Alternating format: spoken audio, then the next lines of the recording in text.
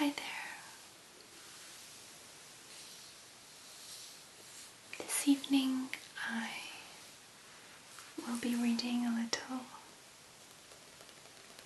of this book with you. So, it is a question and answer book, and it comes from the New Scientist. And inside are a whole bunch of very interesting questions, and with those questions, some very interesting answers.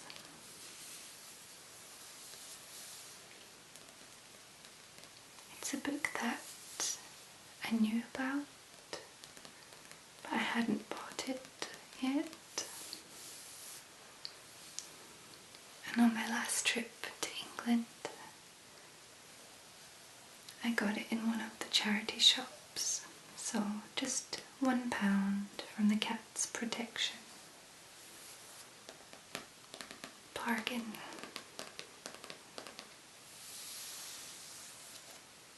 So, why don't penguins' feet freeze? The answer is actually inside.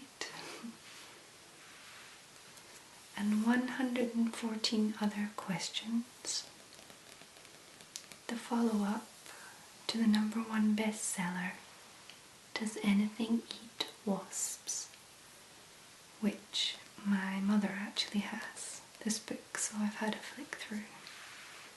More questions and answers from the popular Last Word column. That's of the New Scientist.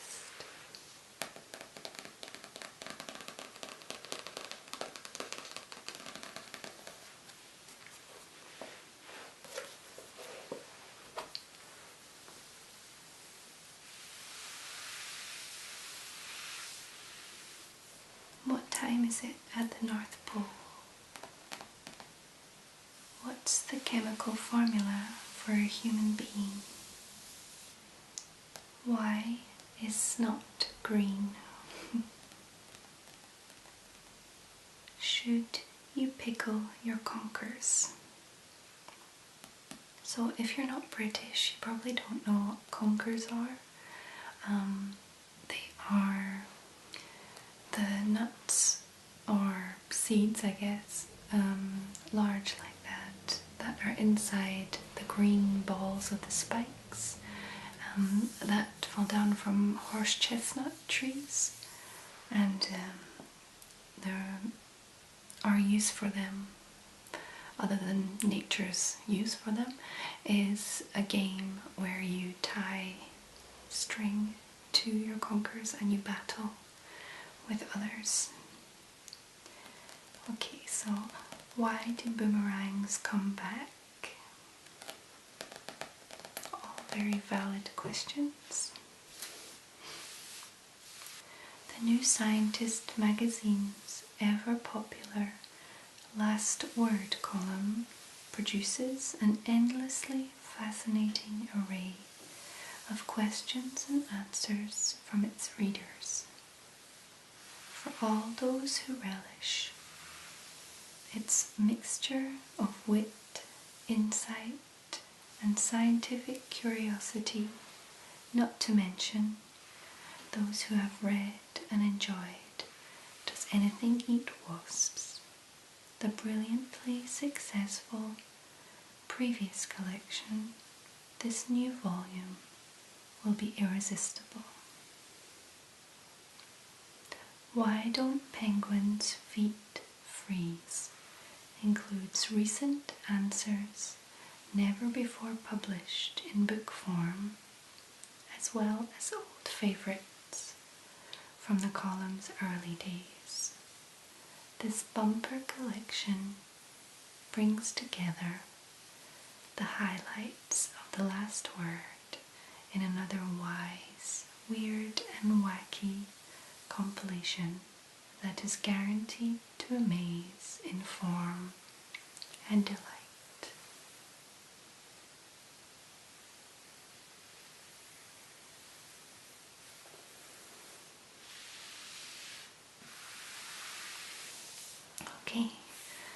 I'm just going to pick one and read.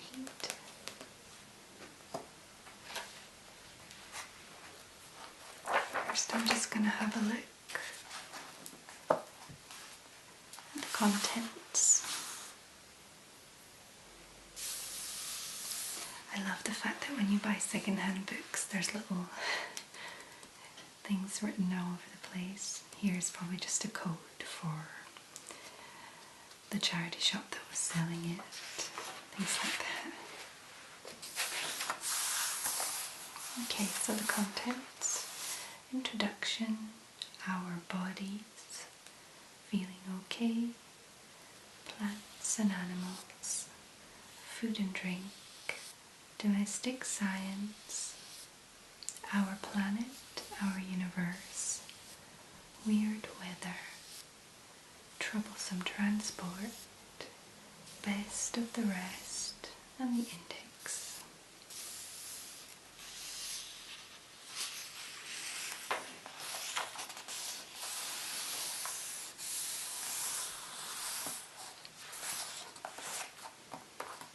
Have a look how long the introduction is.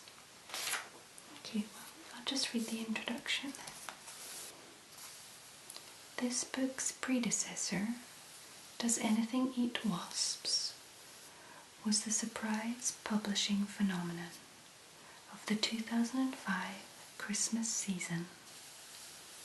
The quirky collection of science questions and answers from New Scientist's Last Word column took the bestseller list by storm, leaving those associated with the column's 13-year history a little shell-shocked and breathless. The sense of surprise was reinforced by the fact that Does Anything Eat Wasps? Was actually the third collection of the Last Word questions and answers in book form.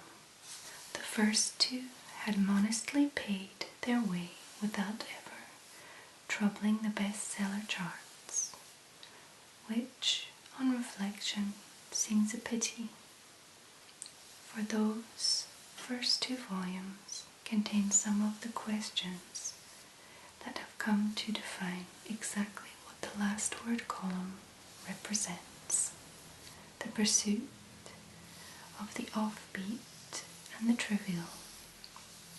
Why is not green? Why does grilled cheese go stringy?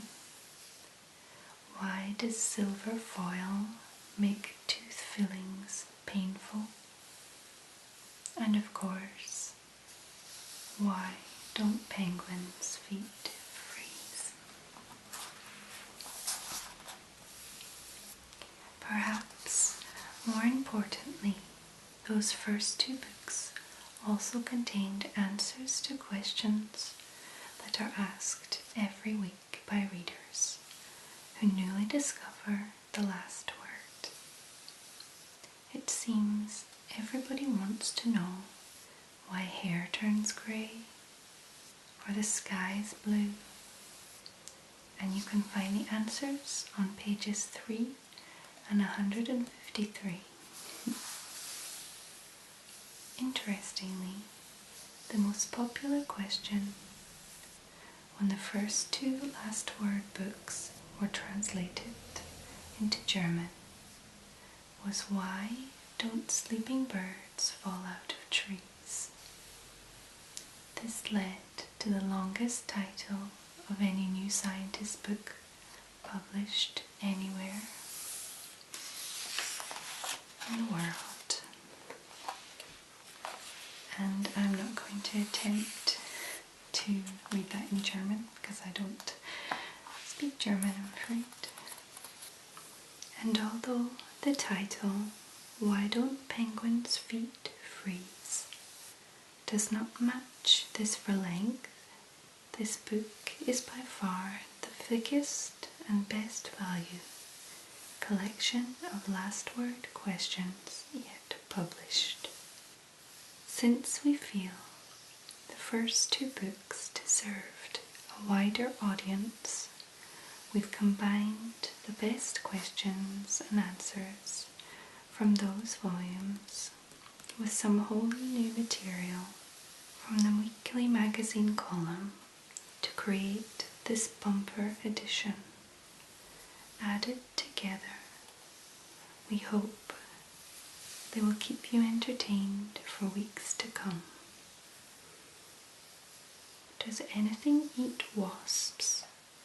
Gathered a vast amount of media coverage during which I was constantly asked why my book had sold so well.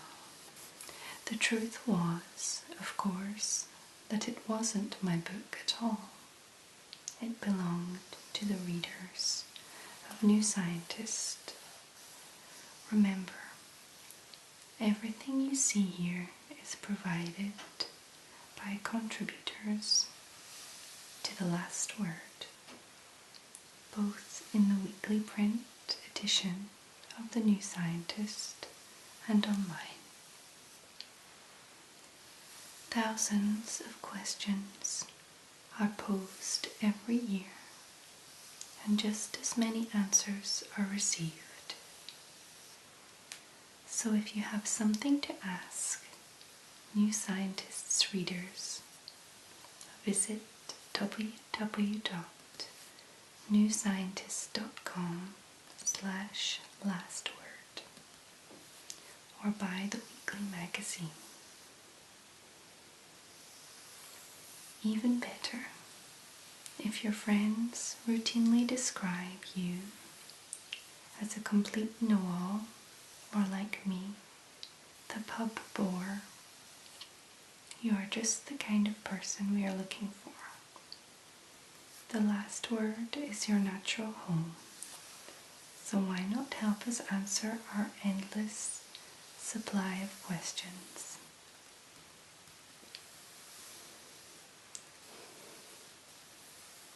Without readers' input, The Last Word would not survive. And, as you'll read here, none of us would know how to toughen up our conkers. Enjoy this fascinating compilation and keep those questions flooding in. And they have a little thanks here.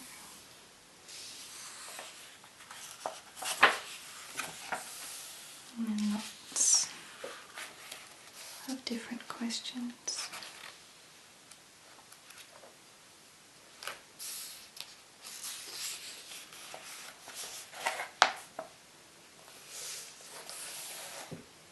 I'll just read one from the plants and animals section. I'll just go for the first one. Something that I like about this book, it's really cute. You can see on the side there's a penguin fishing, and as the book goes along, the fish gets up and up into the penguin's mouth. It starts down here and it flips up. I'll do it again.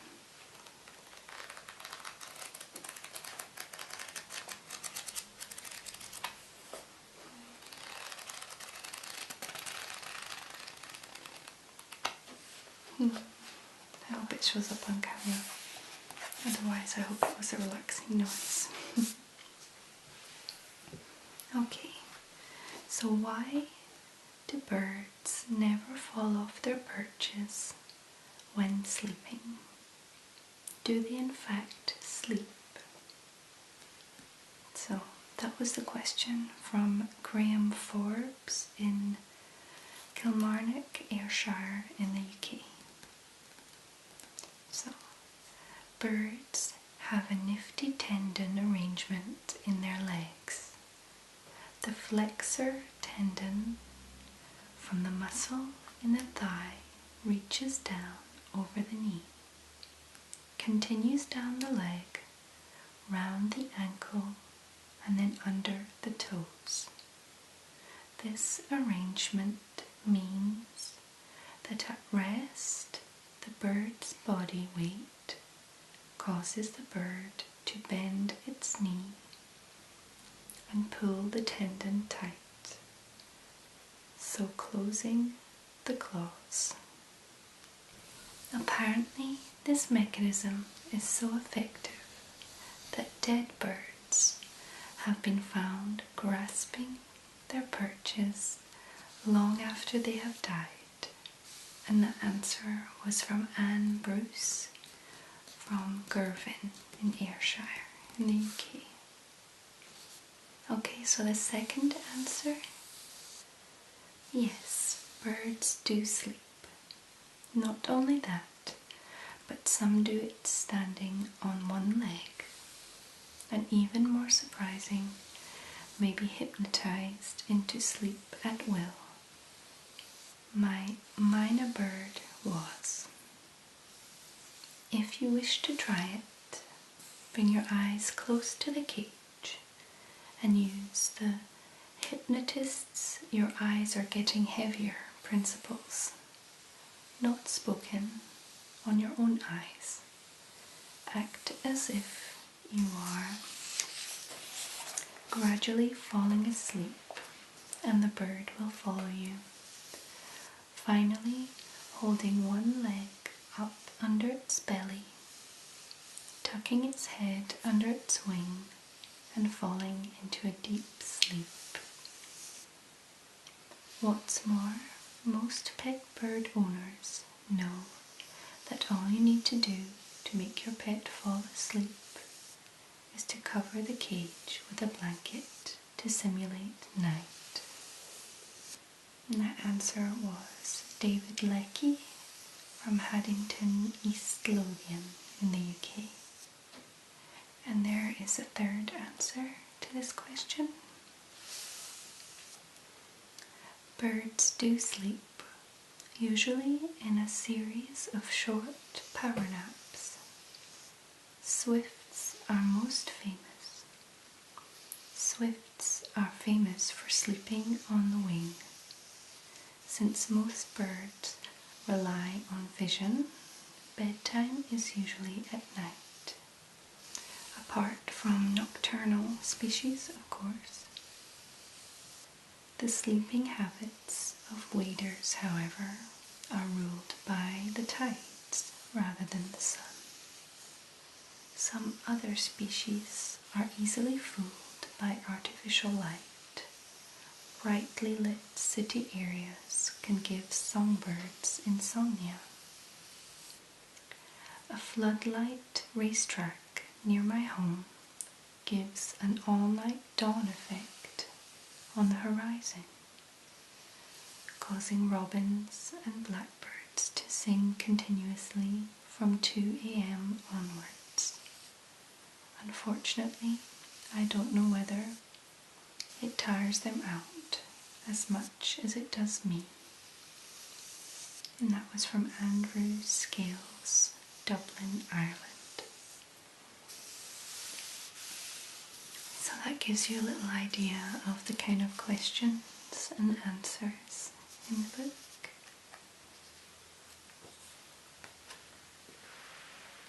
I think it's a really interesting little book that you can just flick through.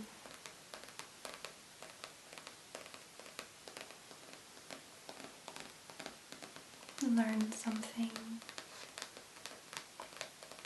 Sometimes you read a question and then you read the answers and you just have more questions, and it creates interest in the subject.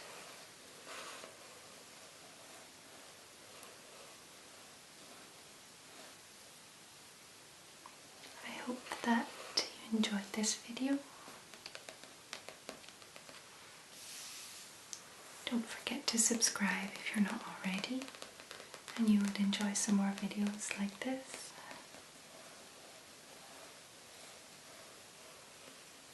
I hope you have a lovely evening. I'll see you next time.